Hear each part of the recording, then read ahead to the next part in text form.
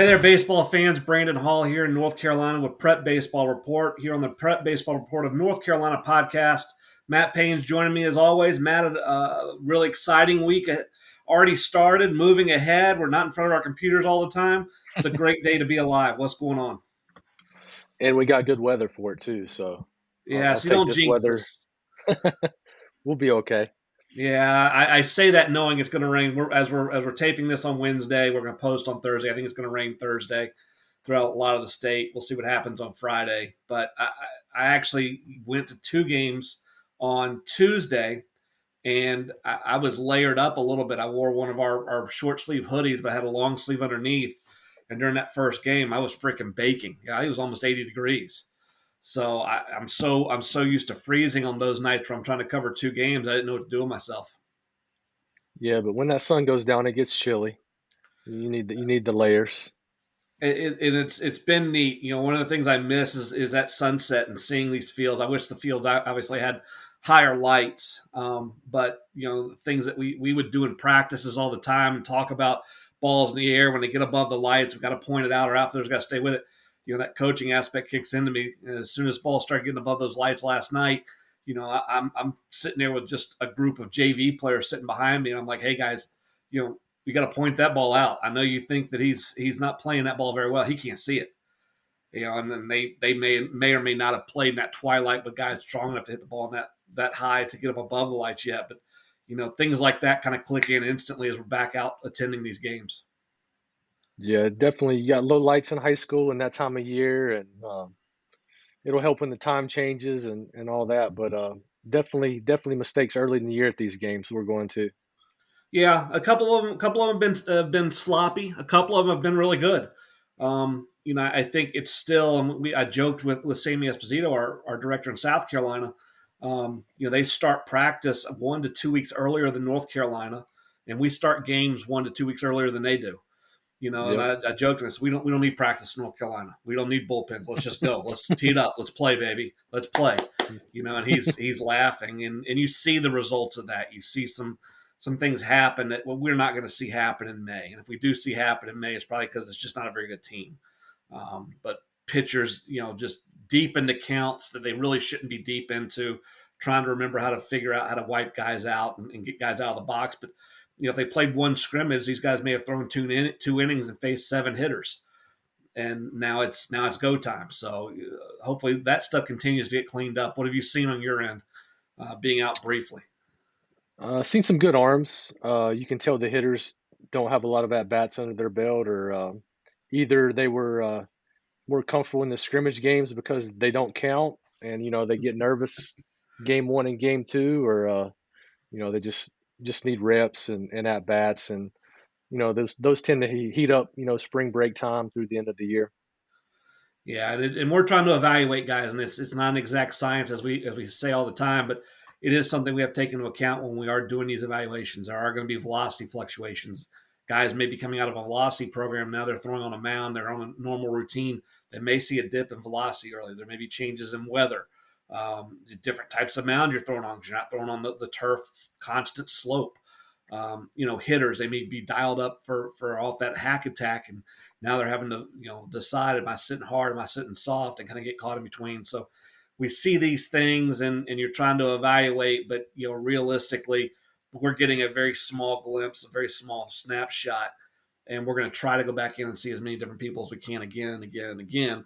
But the more we see guys, the more we see high level prospects, the more we see guys have a chance to play in college, the better the reports become, the better our idea of where they fit becomes. Yeah, it helps seeing those guys in games because you realize who's a workout guy and who's a gamer, Yeah, and who can take their yeah. their tool set to the game. And we're going to jump into some of the games we've seen and some of the players that have kind of stood out. And one player's name immediately jumps to mind when you said that. So I'll try to jot it down and remember as we get to that part of the show. But let's start with some of the preseason stuff. So before we got really rolling on Monday, you did a great job pumping out a bunch of content to the website. Talking about some of the hitters to watch, some of the arms to watch, base runners, defensive, just a bunch of different names that if you're a high school baseball connoisseur, you probably need to take note of this year. And The area I kind of want to concentrate on, because all those articles are on the website, prepbaseballreport.com. Go to North Carolina, go to news. They're all right there.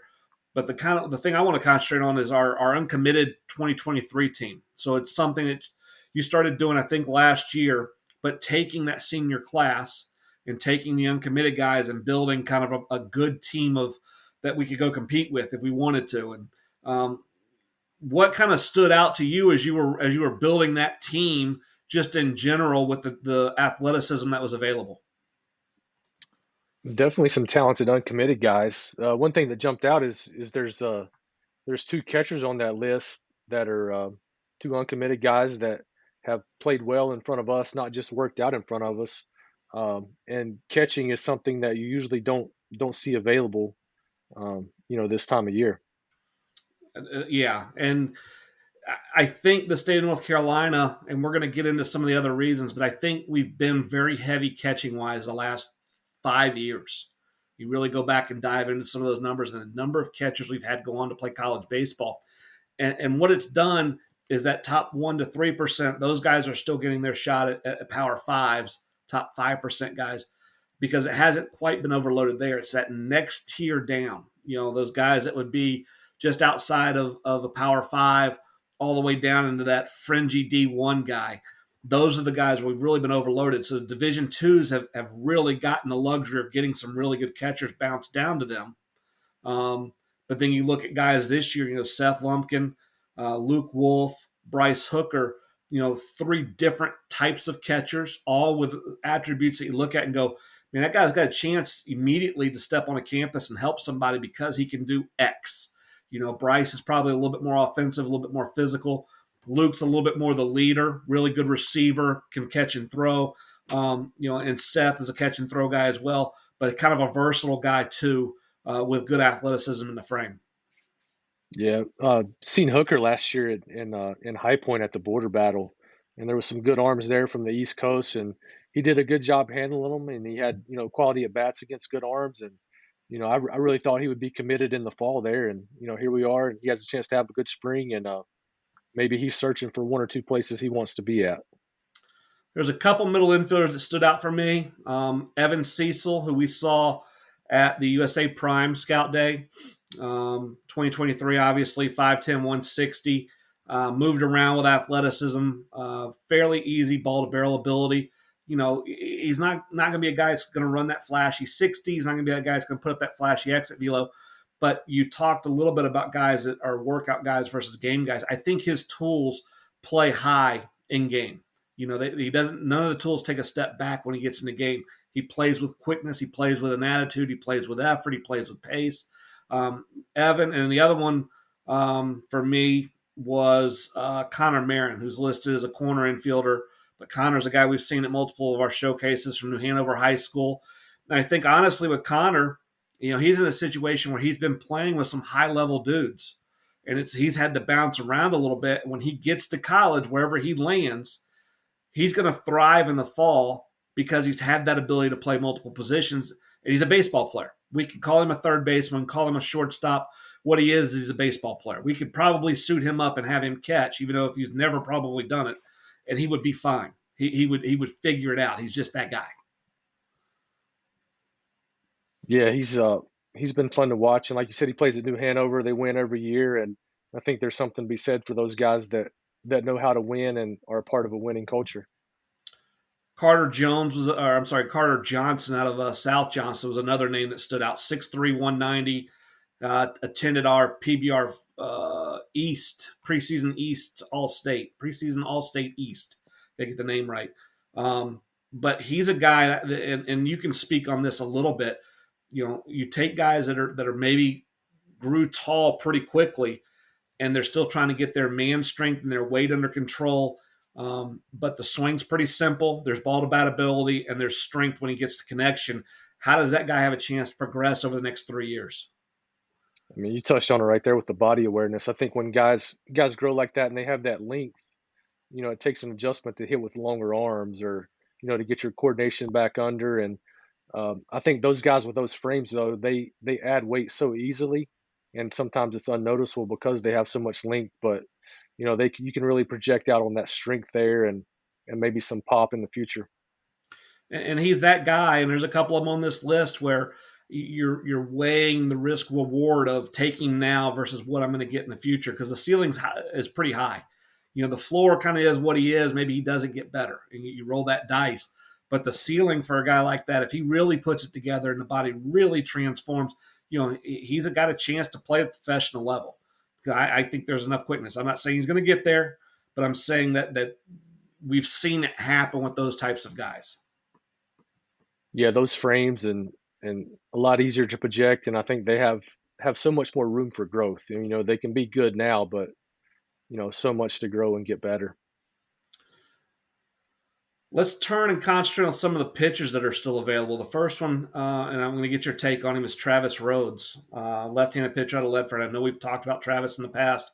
I know he may have some options available to him right now. I thought that he was getting pretty close when he came to our preseason All-State West, and threw the ball pretty freaking good there.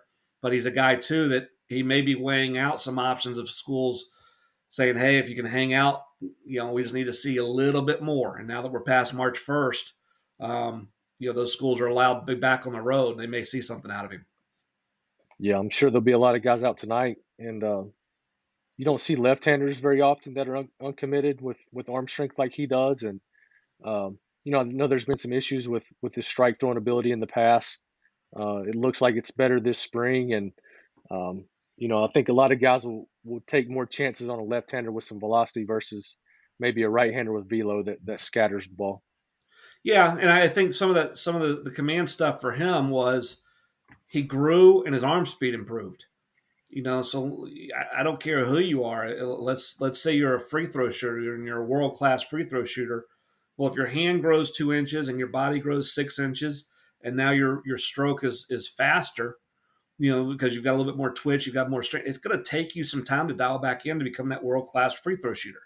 I think it's just for him that velocity jump was so significant and so instant that getting it kind of dialed back into where he wants to be has taken a season, which doesn't seem like it's all that long a period of time. But when you're in the summer of your going into your senior year, and that's when all this stuff started kind of happening, and now you're into the spring of your senior year, well, that's a fairly big recruiting period for the seniors. And I think it can freak some guys out, and I think it can speed the process up in their mind of, oh my gosh, is this going to happen? We tell guys all the time, there's still time. There's still a bunch of guys that are going to be committed this week, next week, the week after, all the way through the high school season. There's a lot of college coaches right now that they'll be getting rid of some guys they brought in here pretty soon, so they'll have more roster spots to fill. Well, and they're getting a really good feel for who they are right now too. I mean, the fall gives them a glimpse, and you should have a pretty good idea when you get out of the fall. But the lights go on for real, baby. I mean, that can change the deal on some guys. There's some guys that are really comfortable in the fall when there's maybe a hot dog or a chocolate sundae on the line. But when we start getting into live fire and there's actual ammo being tossed around, and winning matters, championships matter. Coaches start feeling, hey, I got to pay a mortgage. You need to perform, or we're going to find somebody else who can. And that pressure those guys don't deal with, we're going to move to the next guy. And so now that may become available. And I think there's going to be, obviously we've seen some guys that we saw in the preseason All-State come off the board in the last week or so. There's going to be more of that type of action now as we're hitting March 1st, and these guys are allowed back on the road at Division I level and able to see guys in full action. Yeah, we'll be running into those guys out, and I think when they can first get out, and then spring break time, you see them out pretty heavy, looking to get some things done. Let's transfer that conversation into continuing those guys trying to fill their rosters. One of the things that happened, I guess in 2020, I'm trying to do my math. It was 3 years ago because little man's got his birthday tomorrow, which is Thursday as we're shooting. And COVID hit for us. We were actually in the hospital and going through a delivery, and they came in and basically strapped the mask on us. They shut the hospital down. So I remember that was the start of COVID in North Carolina for me, was right when he showed up. And so now we're 3 years past that. Those initial COVID classes, because the NCAA gave all those college players another year, there was a significant hit on the numbers of players being recruited what from our detail from North Carolina. We could see the numbers. Has COVID relaxed the recruiting? Are we back to normal a little bit, do you think, from COVID, without even getting into other things, just starting on COVID? I think we're back to normal. I mean, I think we're back on that path, and rosters are getting back to normal, and um, it's not like it was right before COVID, but it's like it was when we were playing and coaching. Yeah, yeah, and the numbers speak to that. So in North Carolina, I think I've been here for 6 years, right in that area, in terms of with PBR, and so we've been able to track each of those senior classes. And the pre-COVID classes, we were anywhere from 425 to 475 players committed out of every class, and that's what we tracked. Now, having gone through all the high school previews, there are players we're missing in that. There's some guys that commit to, a local junior college, or we just missed some commitments here and there. We don't hear about them. So, but the ones we tracked, we were at 425 to 475. When they gave that extra year to the COVID guys, that number dipped almost by 100 players. We were at 315, 320, and we kind of stood there for a year to 2 years, and then it started to come back. And based on, and the other thing that we've always been able to do, even in COVID, the number of players that commit prior to November is about 50% in North Carolina to the total number of players that will commit. That number's been true, and it's just the way it works out. It's the way people work. That number's been true for 6 years, 7 years. And we were back to that, I think 230 was the number of players that had committed North Carolina as we got to the early signing period in November. So it looks like the numbers are spelling that out. So as we continue to look at what's going on with the recruiting, why do we still have a Joshua Herbert? He's a right-handed hitting outfielder, but he's got a plus tool. He can really run. Why is he still on the board? And obviously, individually, there may be tons of reasons, but guys like that, guys like a Travis Rhodes, guys like a Luke Wolf or a Bryce Hooker, why are those guys still on the board right now? I mean, I think obviously the transfer portal's back, but we were talking about early when we were coming through, it was like that then. I mean, I remember showing up to campus every fall, and you had to worry about who coach you brought in. There'd be a guy from FIU, a guy from FAU, so that was there. But then when you started having to set a year, and you started seeing more and more early commitments, I think maybe people felt like you were committing more. Those kids would show up on campus for a fall, they would get cut, and then trickle back now. And I think now they're not committing. I think at that time early on, junior college ball maybe had a better rap at times than what it does now. Even though I know we love it, more kids should do it. I think more kids now hunt 4 years. Where back then, take a guy like a Herbert who has some pro tools and be like, "Hey, I'm gonna go there and I'm gonna prove it to you."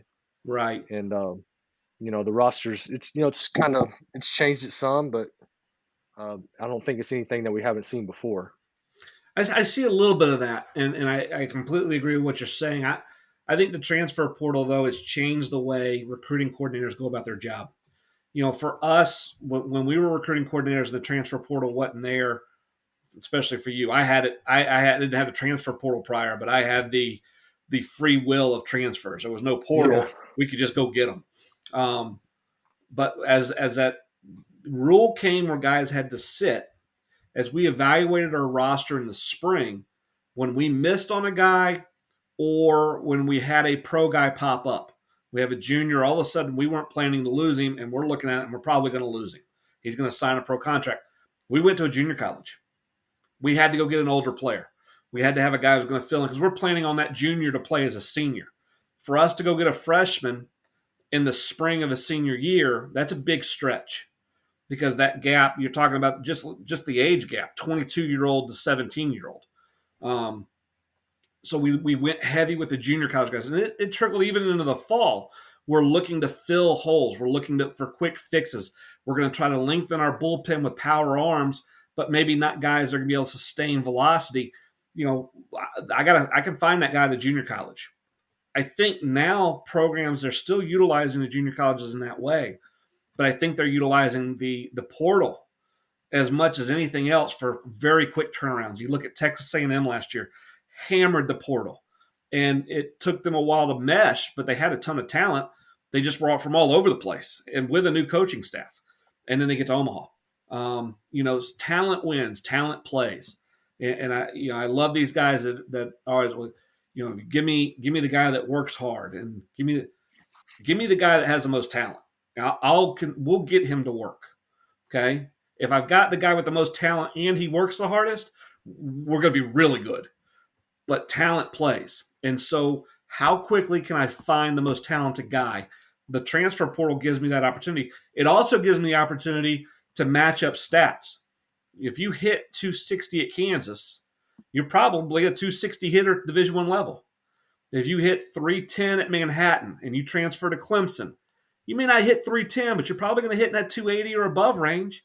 You're probably, power numbers tend to translate and move, and so I think coaches have seen that and been able to dial in on that. Yeah, I mean, if you perform at mid majors, you'll likely have opportunities to transfer to a Power Five school at the end of the year. One thing I think you got to look at as a high school kid coming out, if you go to that Power Five school and you hit 120, that doesn't mean you can always transfer back down to a mid major. Right. And they can look at it and they can get a guy somewhere else. And like you said, you gotta perform and you gotta have talent. And I think they are recruiting 4 years, maybe more so than junior colleges of past years. The other thing that happens is these guys go out and play in the summer, or they played on teams, whether it be the Dirt Bags or the Panthers or C35 or USA Prime or On Deck or whoever. There's teammates that are on other teams. And what happened, the guy just doesn't show up in the portal. I think that's a misconception as guys are going through the recruiting process. I'm just going to go in the portal and then I'm a good player. And most of the time, the guys that get out of the portal know where they're going before they get in the portal. They've already talked to their buddy, and their buddy's already talked to a coach. And the coach can't say, yes, we want him. Here's what we're going to offer him. They're going to say something to the effect of, we can't do anything until he's in the portal. When he's in the portal, we'll bring him in on a visit the next day. And then that word gets back to him. And I think that's why you see so many guys in that portal. They really don't understand how the world works. There's some, they show up in the portal, and as soon as the guy gets in the portal, everybody's going to look at him. But if I don't know who he is, I don't have an in on him, that's a tough sell. I'm not just going to call some kid from New Mexico and then try to bring him in. I don't know how I'm going to get that done. But if that kid played in a summer league with our number one and loves what we do pitching development-wise, well, then boom, we got an in. We're already in the door, and I'm going to know he's in the portal before he's in the portal. Yeah.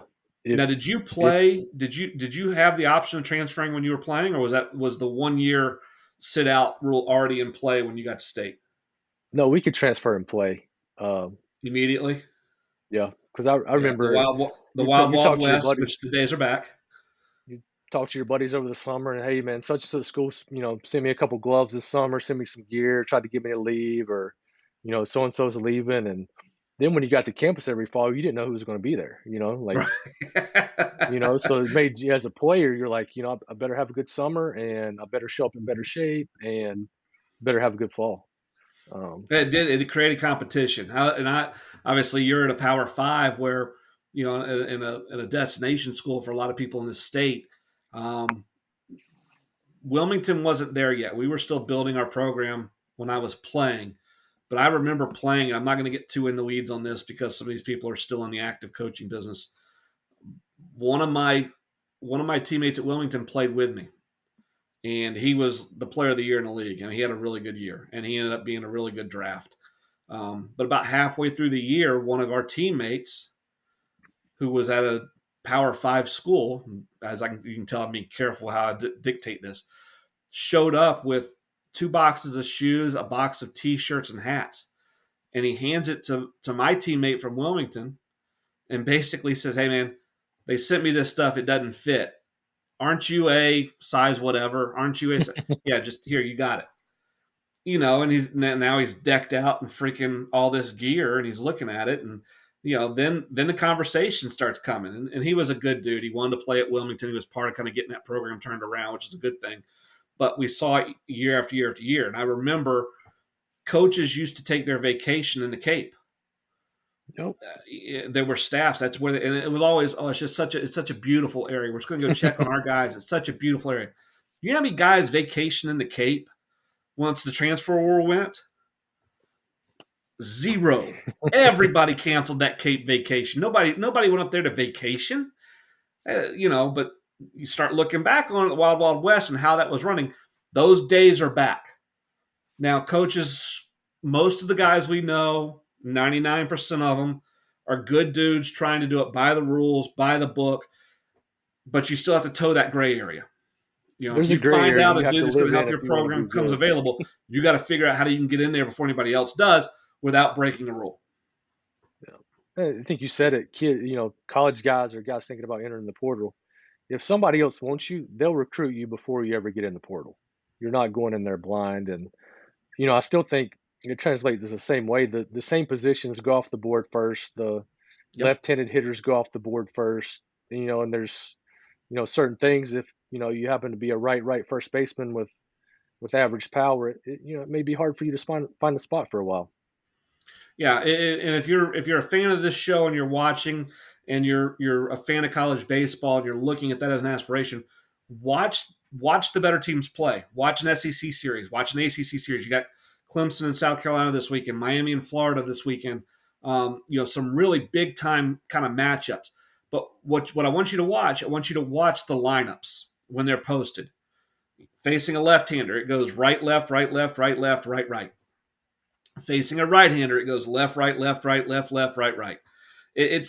There's balance in the order. Even left versus right. You don't see guys unless it's Kyle Freeland, who was at Evansville, is pitching with the Rockies now, be with Team USA during the World Baseball Classic.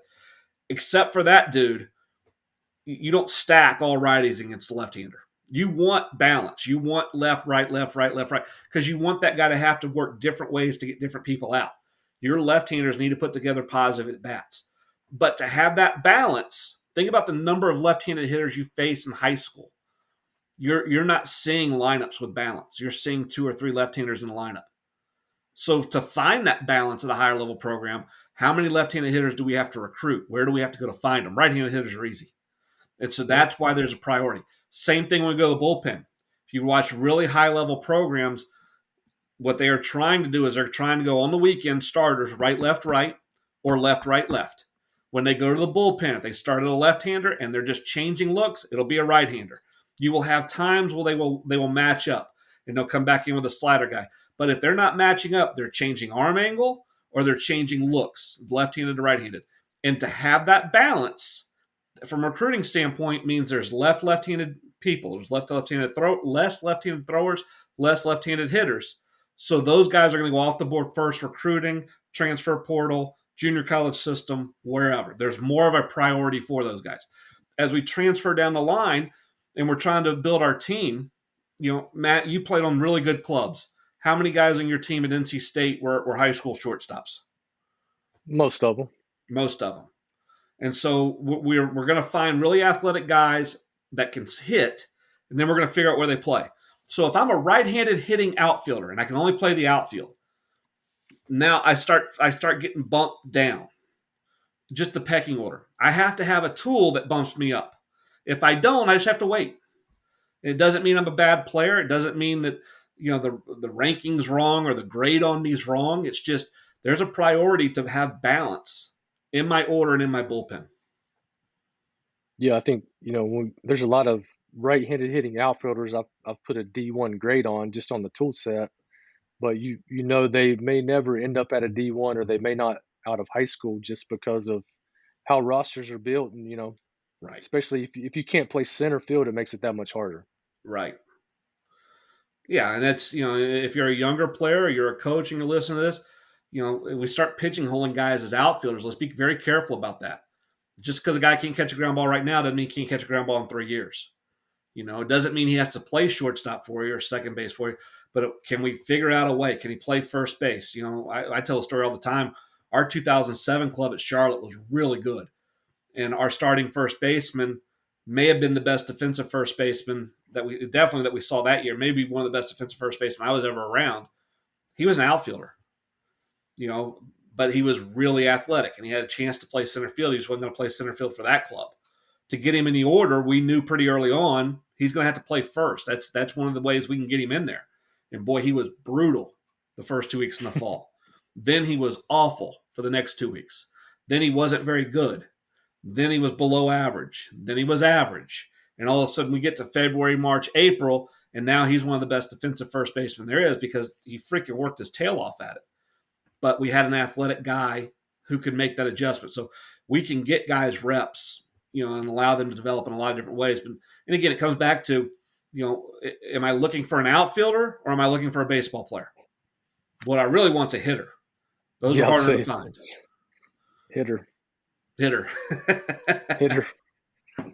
Hitter mixed in with some athletes, and you'll be fine. I know.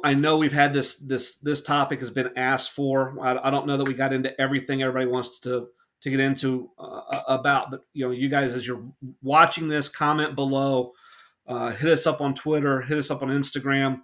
Let us know if there's specific questions. There'll become a point we'll probably do a mailbag on this show, but let us know if there's something specific we can talk about and answer directly. And if it's directed at an individual player, we'll probably handle that in an email.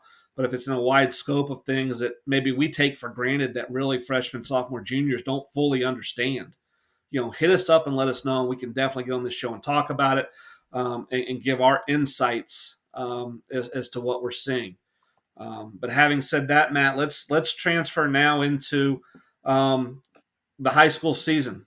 The best time of year here, and these guys are out playing now. And you've been out at games. I've been out at games. Let's start with who's the best team that you've seen to this date. And again, we're filming this on Wednesday, so we've been on the road through 2 days. But who's the best team you've seen? I'd have to say Huff. Yep. Just with what they can run out on the mound. They have some athleticism, and I think, as most clubs, they'll get better defensively as the year goes. What did they run out on the mound the night you were there? You saw them play against Lake Norman on Monday. What did you see on the bump? Tyler Baird, one of the top 20-25 arms in the country. 90-91 early, got a 2 and a 3 in the first.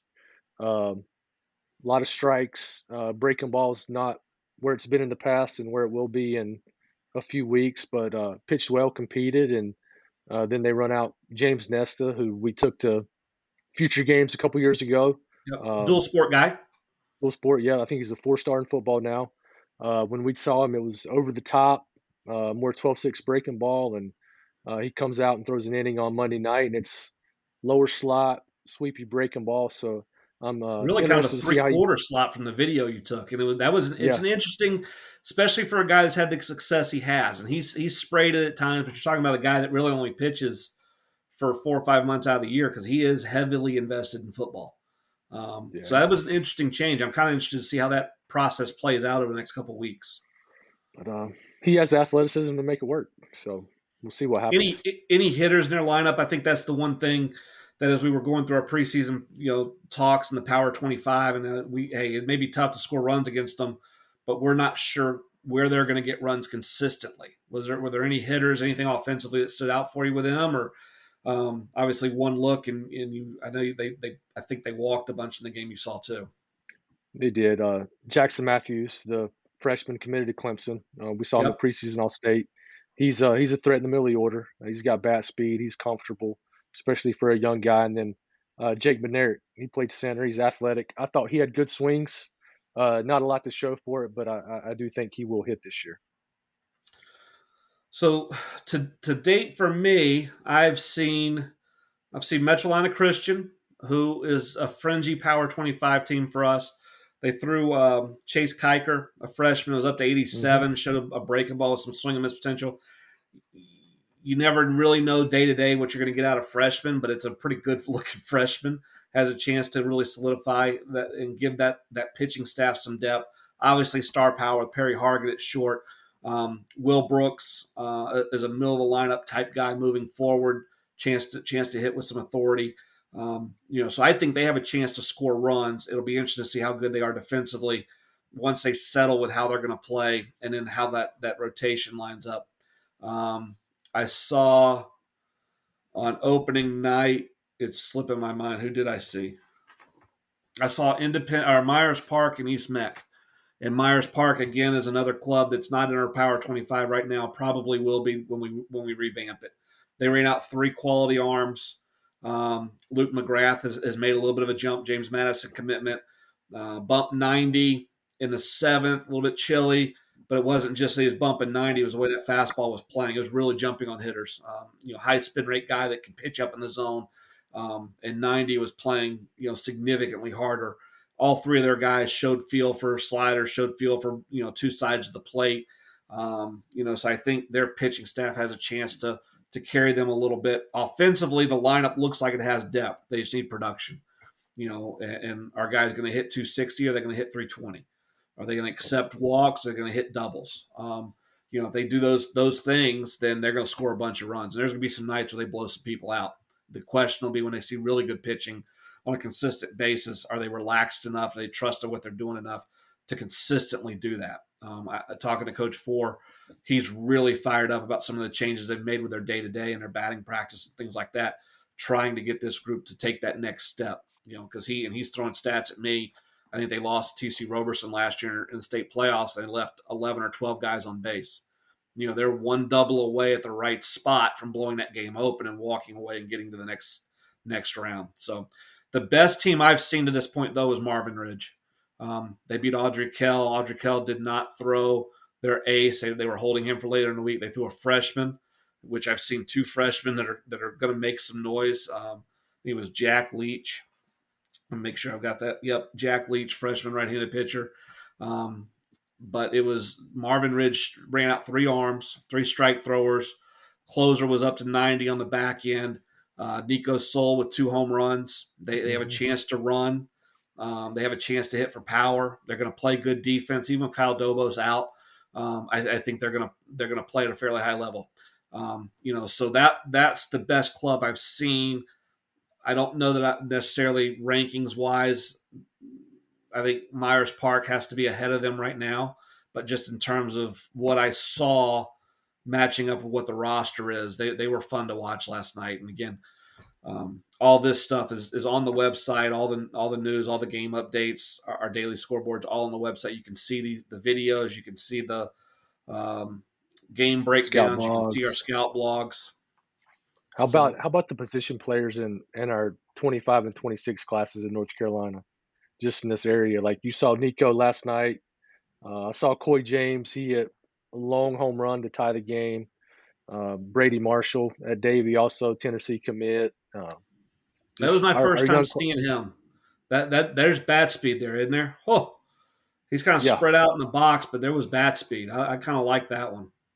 It's simple, and I mean we know Coy can play, and Davin Whitaker, who pro case guy for us, he had a good night, and Davie's got some depth to their lineup. They just see how if they can pitch it, they'll be competitive. But their league is so tough with Reagan, East Forsyth, and West Forsyth that you have to pitch it in that league to win. Well, the deal is getting out of the league. If you can get out of the league, it doesn't matter if you're the 1, the 2, or the 3 out of that league. If you can just get into the state tournament, you may not see a team that's as good as the rest of your league until the 3rd round. Depending on how it's matched, or until you play somebody in your league in the state tournament, which happens a lot. So I think that'll be interesting to watch that group. And from a ranking standpoint, from our end, we got to be careful with dropping those area teams a little bit, because they're going to beat up on each other. Nobody's going to run away from somebody in that league. They're all going to beat up on each other, but it's good on good. So our ability to kind of evaluate those teams and put them in the Power 25 in the right slot, probably require us to come out and watch them play a little bit more, which is always good when you're seeing good teams play. Well, if you're in the Power 25, you're going to lose. I mean, it's evident by the first 2 nights of the season. So yeah, right out of the chute. How about Wake Forest? Right out of the chute. Now, they bounced back the next night with a good win. They threw 2 quality arms with Cooper Allen and Jimmy Lovelace. I think eventually they may split those guys unless they're trying to close with Allen, and then they'll try to figure it out. But they've got – I think it's one of the luxuries when you have a really good team. You can play around with some games early to figure out what fits us best and how are we going to match up and how are we going to game plan. There'll come a point if they're in trouble, they'll just start stacking. Here's Cooper Allen, here's Jimmy Lovelace, and they've got enough depth to close games after that, but they'll try to win games in the first 5 innings. Yeah, yeah. You Providence lost. I think Northwest Guilford lost. You get in there, you're going to lose, so be ready for it. Again, one of the things though is they're all playing good clubs. Even if it's a club that's not in the top Power 25, that Power 25 could go to Power 50, and there's not a huge jump between 25 and 50. So I think the quality of baseball in the state's good. I think you mentioned a lot of the younger guys playing. One of the things I've seen with the younger guys too, with Jack Leach, with Chase Kiker on the bump, I can remember being a freshman and I was on the JV, but got called up late for the state playoffs, and I didn't have my chest up. I'll get the bats, I'll get the helmet, I'll do the auxiliary stuff. You guys go play. I'll cheer you on. You were in a little bit different position, being a lot more advanced as a player, but you were counted on as a freshman to do some things. I'm seeing these guys, Jack Leach got fired up and he's fist pumping. He's talking. He's not talking in a bad way to hitter, but he got a strikeout in a big situation last night, and there was a let's go. I don't remember freshmen being that comfortable when I was playing, that they could compete that way. But I think because there's so many schools now in North Carolina, rosters have been spread thin a little bit. More and more freshmen are anticipating playing. Those guys are more ready for the situation. Yeah, too. I think coaches do a good job now of it being one program. I think when I played, it was a little bit of varsity and JV, and you had to earn respect then, and you probably got beat up on a little bit as a freshman. Where now I think it's a little bit you're accepted more and expected a little more. Where us as a freshman, they were like, prove it, stay down there. Right. We don't want anything to do with you, and more high schools, more players now spread out. So. Well, and Good as for much those as it is guys with the that get coach, to do it. that's a great point. I think it can also go to the seniors and being accepting of that. We talked about it in the past with clubs that make runs late have leadership, and that leadership doesn't necessarily mean they're the best player, but it's guys accepting of a role, even if that role is outside of what they wanted the role to be. I wanted to be the 4-hole. I wanted to be the number 1. Well, you're not. There's a freshman that's taking that job. Are you still willing to help him? Because you've still seen more than what he's seen. And I love this time of year with basketball, but you're starting to hear the college basketball coaches get on this deal of, well, the freshmen aren't really freshmen anymore because they've played, BS. They haven't been to a conference tournament. They haven't been to an NCAA tournament. They haven't been to a Final Four. Everything they're doing is still new. And so until we've done it once before or we've seen it from the outside for multiple years, it's new to me, and there's going to come anxiety with that. And my older guys and my coaching staff can handle that. And I think with both Metro Atlanta Christian and Audrey Kell, with those two freshmen, I thought their seniors were doing a really great job with those guys. Yeah. It's important. Obviously, we've talked about it before. Teams that win have, they have good chemistry, good relationships, and we got Corinth holders up there at number 2, and part of the reason they're there is their lineup is older, and they know what to expect. So when they get into some tight games, you feel confident they'll know how to win. Well, I'm excited to get out and watch more games. I'll be back out on Friday. Little man's birthday's on Saturday, and then kick it over, do it all again next week. So if you're a high school baseball fan, check out our website daily, daily scoreboard. I think today we covered like 45 games with notes, highlights, and stats on those games.